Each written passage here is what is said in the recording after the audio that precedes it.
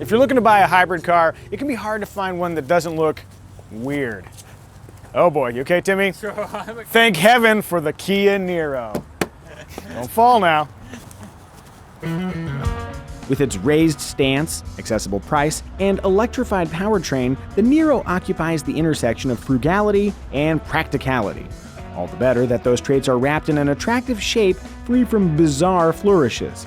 That normalcy carries through to the interior via a simply arranged instrument panel filled with easy-to-reach controls.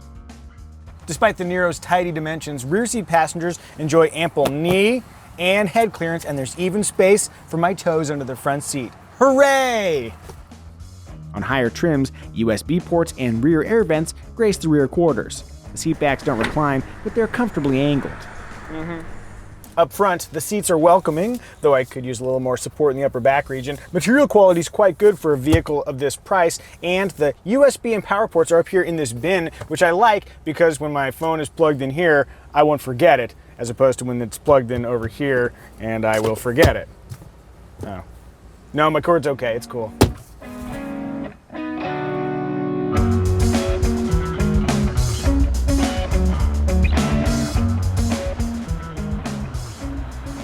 Two big reasons people choose SUVs are the ease with which you can climb aboard and the elevated driving position afforded to the driver. The Kia Niro offers both.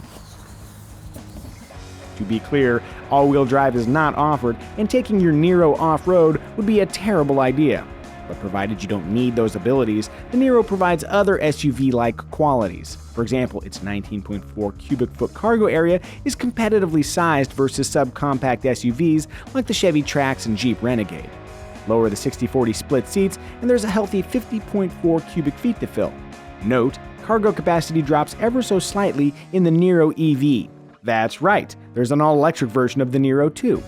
From its lithium-ion polymer battery pack, the Niro EV turns electrons into 201 horsepower and 291 pound-feet of torque.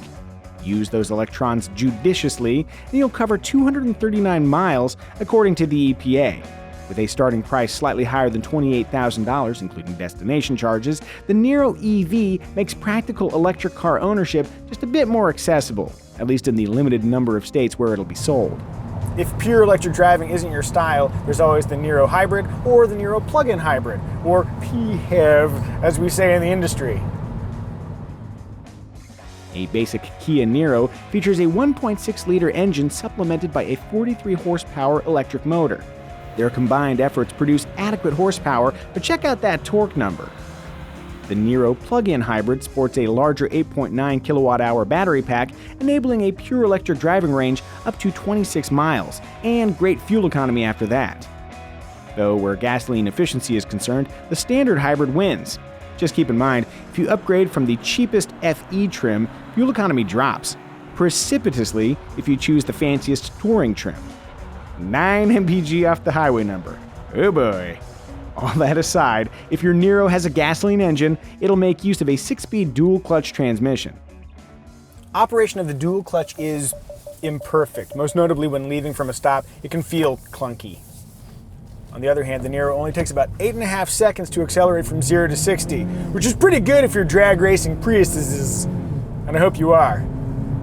Prii?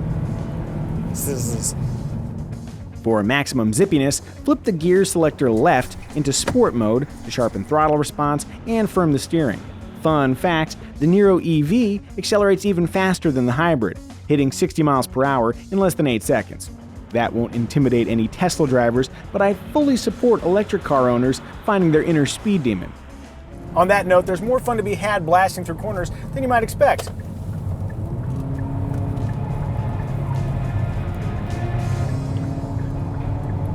Just kind of keeps on going, doesn't it? Skip the thrill-seeking, and the Kia Niro functions well as simple transportation. The Niro has a firm but pleasant ride, it feels stable on the freeway, the interior is fairly quiet, and the brakes, which are regenerative, feel a lot like brakes that are not regenerative, which is a good thing.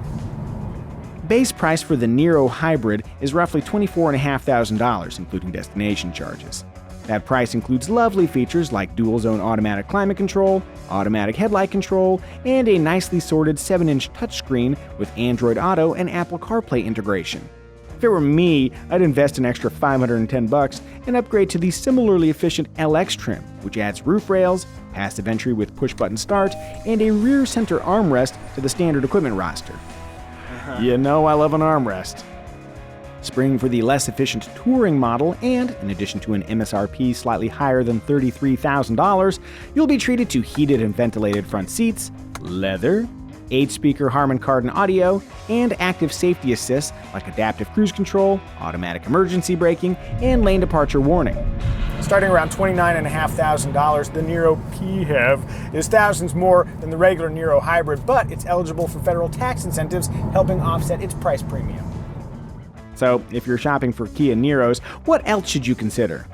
The similarly priced Toyota Prius and its Prius Prime plug-in sibling are prime candidates. Ironically, while the SUV-inspired Niro does not offer all-wheel drive, the Toyota Prius hatchback does. Where resale values are concerned, Toyota is hard to beat.